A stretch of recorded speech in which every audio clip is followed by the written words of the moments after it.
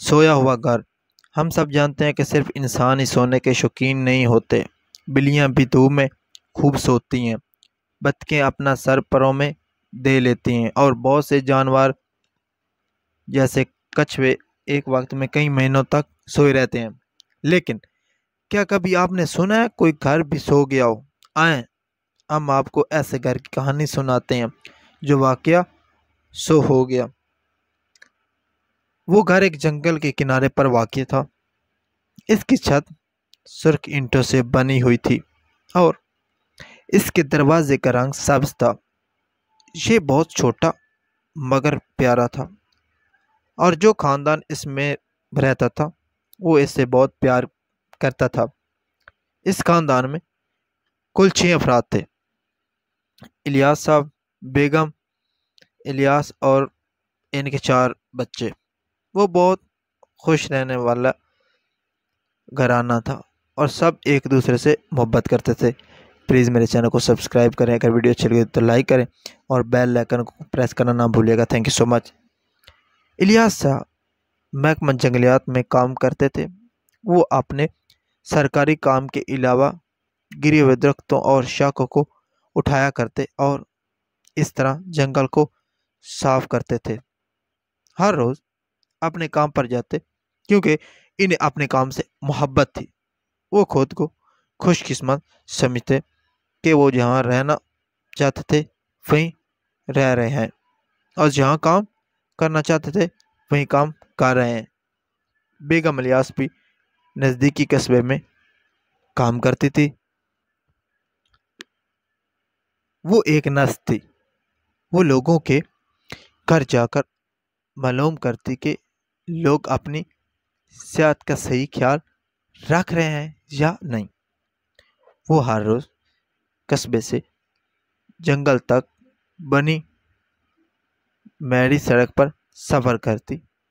ان کے بچے بھی قصبے کے ایک اسکول میں پڑھنے جاتے، لیکن چھٹی کے بعد بھاگم بھاگ اپنے جنگل والے گھر میں واپس آ جاتے۔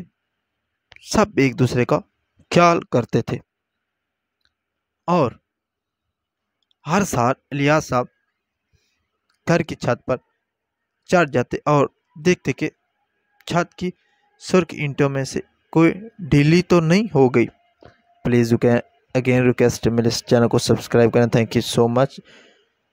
بیگم الیاس نیچے کھڑے ہو کر انہیں احتیاط کرنے کی ہدایت دیتی رہتی، اور ہر دوسرے سال الیاس صاحب اور بیگم الیاس دروازے کو سبز رنگ سے رنگا کرتے تھے، کیونکہ وہ جنگل میں رہتے تھے، اس لیے سبز رنگ ان کا فیوریٹ تھا تاکہ اسے بارش سے بچا جا سکے۔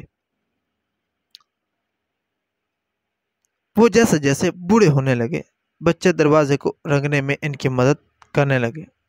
اب دروازہ رنگنے کا کام جو وہ دونوں ایک ہفتے میں ختم ہونے لگا۔ جب بچے بڑے ہو گئے اور ایک ایک کر کے گھر چھوڑ کر چلے گئے، کوئی پڑھائی کے لیے، کوئی کام کے لیے، اور کوئی اپنا مکان خود بنانے کے لیے، جلدی الیاس صاحب اور ان کی بیگم اس گھر میں اکیلے رہ گئے۔ پہلے بچوں کے بغیر انہیں مکان بہت بڑا لگنے لگا۔ بیگم الیاس کا خیال تھا کہ وہ یہ مکان چھوڑ کر چھوٹے مکان میں رہنے نہیں جا سکتی، کیونکہ جب ان کے بچے ان سے ملنے آئیں گے تو وہ انہیں کہاں ٹھہرائیں گے۔ بیگم کی بات سن کر الیاس صاحب دل میں بہت خوش ہوتے، کیونکہ وہ ہر صورت جنگل کے نزدیک رہنا چاہتے تھے، اور وہ اپنے پرانے گھر سے محبت بھی کرتے تھے،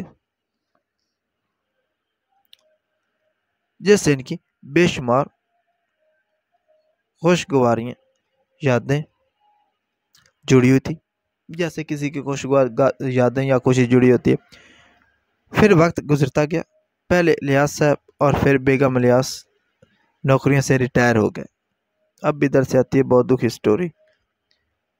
وہ اب بھی اپنے گھر سے بہت محبت کرتے تھے، جنہوں نے بنایا وہ تو محبت کرتے ہوں گے نا، اس لیے انہوں نے اپنے گھر میں اپنی بقیہ عمر گزارنا پسند کیا۔ حالانکہ بچے چاہتے تھے کہ وہ گھر تبدیل کر لیں۔ وہ ماں باپ کو سمجھاتے ہوئے کہتے، آپ یہاں اکیلے ہیں، کیا ہوگا اگر خدا نخواستہ آپ میں سے کوئی بیمار ہو جائے اور اسے ڈاکٹر کی ضرورت ہو۔ دونوں میں بیوی ہنستے اور کہتے، تم جانتے ہو ہم ایک دوسرے کی مدد سے مشکل وقت گزار سکتے ہیں، لیکن پھر بھی اب اس گھر کی مرمت اور اسے صاف ستھرا رکھنا ہم دونوں کے لیے بہت مشکل ثابت ہو رہا ہے۔ حالانکہ اب نوکریوں والا بھی کوئی مسئلہ نہیں تھا، لیکن اب وہ صرف دو تھے اور بوڑھے بھی تھے، تو دروازہ رنگنے میں انہیں زیادہ دن لگ جاتے تھے۔ اب انہیں کسی کو بلانا پڑتا تھا تاکہ وہ چھت کا جائزہ لے، کیونکہ بیگم الیاس سمجھتی تھی کہ الیاس صاحب اب یہ کام نہیں کر سکتے۔ کچھ لوگ ایسے بھی ہوتے جو اپنے ساتھ والے کا بھی خیال رکھتے ہیں۔ تو اگین ریکویسٹ، پلیز چینل کو سبسکرائب کریں اور ویڈیو کو سکپ نہیں کرنا، بہت مزے کی اب ہونے والی ہے اس سے آگے۔ کچھ یہ آپ کی زندگی پر بھی ہو سکتی ہے، کچھ اور بھی مشکلات تھی۔ اگرچہ الیاس صاحب جنگل کے نزدیک رہنا پسند کرتے تھے، لیکن وہ ہر سال ہوتی ہوئی کئی تبدیلیوں کو دیکھتے تھے۔ اب جو کام وہ کیا کرتے تھے وہ مشینوں سے لیا جاتا تھا، اور جو لڑکے مشینیں چلاتے تھے ان کے دلوں میں درختوں کے لیے کوئی جذبات نہیں تھے۔ وہ کہتے، سب کچھ پہلے جیسا نہیں رہا، میرا دل ٹوٹ جاتا ہے جب یہ درختوں کے ٹکڑے کر کے انہیں یوں اٹھا کر لے جاتے جیسے کوئلوں کی بوریاں ہوں۔ انہیں پتہ ہونا چاہیے کہ درختوں میں زندگی ہوتی ہے، ان کی عزت کرنی چاہیے۔ پھر ایک سردیوں کے موسم میں اتنی برف پڑی کہ ان کا چھوٹا سا گھر برف سے اٹھ گیا، اور الیاس صاحب اپنی بیگم کے ساتھ 2 ہفتے کے لیے گھر میں ہی بند ہو کر رہ گئے۔ وہ اب اتنے طاقتور تو تھے نہیں کہ راستے سے برف خود ہٹا لیں، لہذا اب وہ دونوں آگ کے آمنے سامنے بیٹھ کر ایک دوسرے سے گزرے وقت کی باتیں کرتے تھے۔ بہت ایموشنل سٹوری ادھر سے اب ہو رہی ہے۔ بیگم الیاس نے کہا، ہم نے اپنے اس پرانے گھر میں بہت اچھا وقت گزارا ہے، لیکن اب بہتر یہی ہے کہ ہم یہ گھر چھوڑ کر شہر میں کوئی گھر لے کر رہیں۔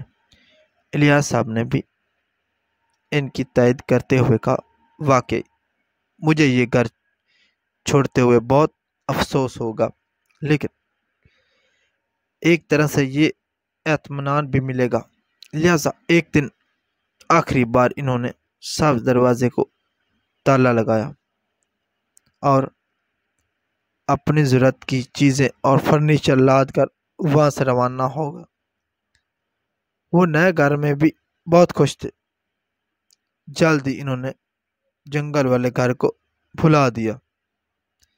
اس گھر کے باہر ایک تختہ جس پر لکھا تھا، مکان کرائے کے لیے خالی ہے، لگا دیا گیا۔ کئی افراد اس گھر کو دیکھنے آئے، لیکن یہ گھر ان کی ضرورت کے لیے چھوٹا تھا، یا شہر سے بہت دور تھا، یا تنہائی تھی، یا کسی کے لیے یہ بہت پرانی طرز کا تھا۔ کچھ دنوں کے بعد کرایہ کا تختہ بھی تیز ہوا سے گر گیا اور دوبارہ کسی نے اسے نہیں لگایا، اور پھر ایک دن یہ مکان خوبصورت जंगल के नजदीक खड़ा खड़ा सूख गया। सोने का मतलब ये नहीं कि मकान ने आंखें बंद कर ली, क्योंकि घरों की कौन सी आंखें होती है, लेकिन इनकी खिड़कियां होती है जो आहिस्ता आहिस्ता खराब और मिट्टी आलूदा हो गए। सब दरवाजे का रंग उड़ गया। सुर्ख ईंटें जिनके बारे में इलियास साहब इतना फिक्रमंद रहते थे, इनमें से कई जमीन पर गिर पड़ी। इनमें सुराखों से बारिश का पानी घर में टपकने लगा। लेकिन घर खाली नहीं था, बल्कि बहुत से हशरात अल अर्ज़ ने इसे अपना ठिकाना बना लिया था। मकड़ियों ने कोनों में जाले बुन लिए थे। नन्ही नन्ही चुंटियां और झींगे जमीन पर दौड़ते फिर रहे थे। पतंगे खिड़कियों के पास उड़ते फिर रहे थे। लिहाजा घर सोया रहा और दरख्तों की शाखें इसके नजदीक तर आती चली गई और आखिर छत को छूने लगी, जिससे कई और ईंटें भी बगीचे में गिर गई। बाग अब उजड़ चुका था। फूलों की बेलें खिड़कियों को ढांप रही थी। तो प्लीज़ मेरे चैनल को सब्सक्राइब करें। इंटरेस्टिंग स्टोरी लेकर आता हूँ मैं। डेली एक अपलोड स्टोरी होती है मेरे चैनल पर, तो आप इंजॉय कीजिएगा, मेरी स्टोरी देखिएगा। थैंक यू सो मच, और चैनल को सब्सक्राइब भी कीजिएगा। और अगर आप गौर से ना देखें तो मकान के करीब से गुजरते आपको वो बिल्कुल दिखाई नहीं देगा। वो वाकया बहुत गहरी नींद सोया हुआ था।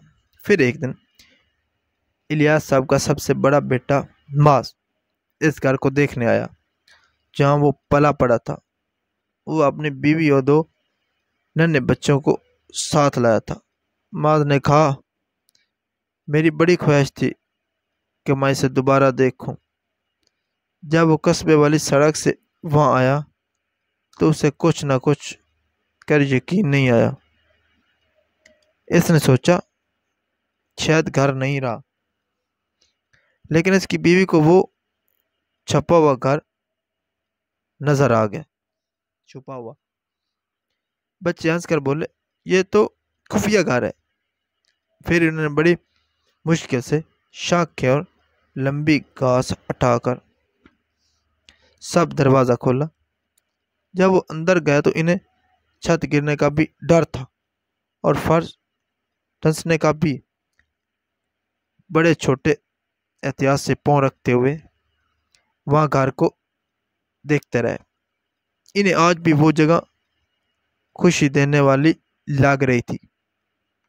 बच्चे बाग देखने बाहर दौड़े तो माज और बेगम माज ने एक दूसरे की तरफ देखा। अजीब बात है, वो दोनों एक ही बात सोच रहे थे। वो दोनों हंसकर बोले, कोई हिम्मत वाला ही होगा जो इतना काम करने का सोचेगा। बच्चे आए तो वो इनके साथ खुशगपियों में मसरूफ हो गया। फिर अगले कुछ हफ्ते घर के इर्द गिर्द खासी गहमा गहमी रही। दरख्त काटे गए, शाखें हटाई गई। जल्दी सब दरवाजा बगैर किसी मुश्किल से खुलने बंद होने लगा। लेकिन अब भी घर सोया हुआ था। फिर कई माह घर में बड़े मसरूफ रहे और इनको ठकाठक जारी रही। मुरम्मत और लकड़ी की तब्दीली जारी रही। छत पर नई ईंटें डाली गई, रंगो रोगन हुआ, लेकिन घर सोया रहा। आखिर एक दिन माज अपनी बीवी और 2 बच्चों के साथ रहने वहां आ गया। घर कमकुमों से जगमगा उठा। घर को गर्मी महसूस हुई जो वो कई साल पहले सो चुका था। इसने चरचराहट से एक हल्की सी अंगड़ाई ली और आखिर नींद से बेदार हो गया। तभी तो बड़े बूढ़े कहते हैं घर बनने से नहीं बसने से कायम रहते हैं। यार कैसी कमाल की स्टोरी, जिसने भी लिखी है उनसे सलाम है, इसको बहुत ही गहरे लफ्ज़ उसने लिखे हैं। अगर आपको ये स्टोरी अच्छी लगी हो तो चैनल को सब्सक्राइब करें, और थैंक्स फॉर वाचिंग, आपने टाइम निकाल कर वीडियो देखी।